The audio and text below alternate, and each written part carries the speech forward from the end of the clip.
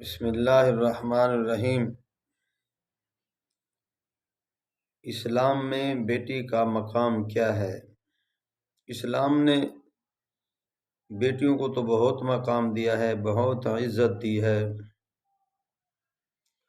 تو آپ علیہ الصلاۃ والسلام فرماتے ہیں، جب کوئی باپ باہر سے گھر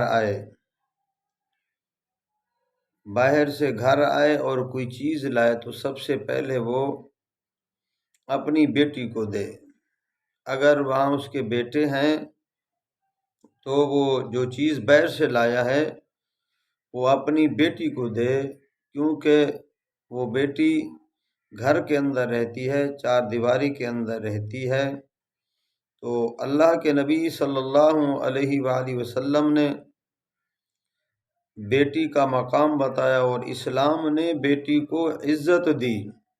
فرمایا اگر گھر کے اندر بیٹے ہیں تو جو چیز باہر سے لائے ہیں تو وہ بیٹوں کو نہیں دینی بلکہ وہ بیٹی کو دینی چاہیے۔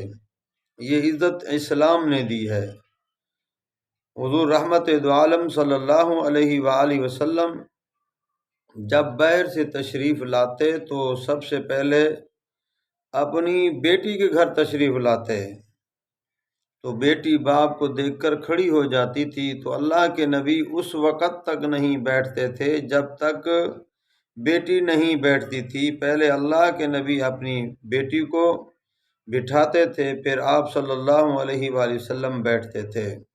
تو اللہ کے نبی جب سفر سے آتے تو بیٹی کے گھر تشریف لاتے، تو اسلام کے عظیم لیڈر، عظیم پیغمبر محمد رسول اللہ صلی اللہ علیہ وآلہ وسلم نے یہ ہمیں تعلیم دی ہے، بیٹیوں کی قدر بتائی ہے کہ اللہ کے نبی نے پہلے سب سے باہر سے تشریف لاتے تو بیٹی کے گھر جاتے، اور کوئی چیز اللہ کے نبی نے فرمایا باہر سے آدمی لائے، کوئی باپ لائے تو سب سے پہلے اپنی بیٹی کو دے۔ تو اللہ کے نبی نے اور اسلام نے، قرآن نے، شریعت مطہرہ نے بیٹی کی عظمت کو یہاں عیاں کیا ہے کہ اسلام نے بیٹی کو کتنا عزت دی ہے، بیٹی کو کتنا مقام دیا ہے، اور باپ بیٹی کو کتنا عزت دے۔